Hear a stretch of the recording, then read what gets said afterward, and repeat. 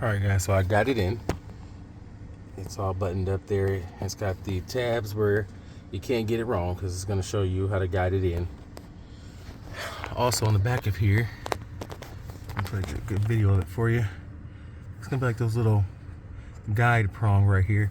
It's going to match up with this wire here. You're going to just plug it in there.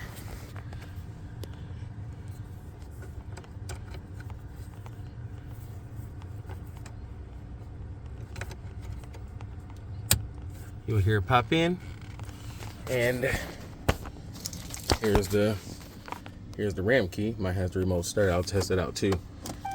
Stick it in. You hear the bell lighting, bell ringing. We got dash lights.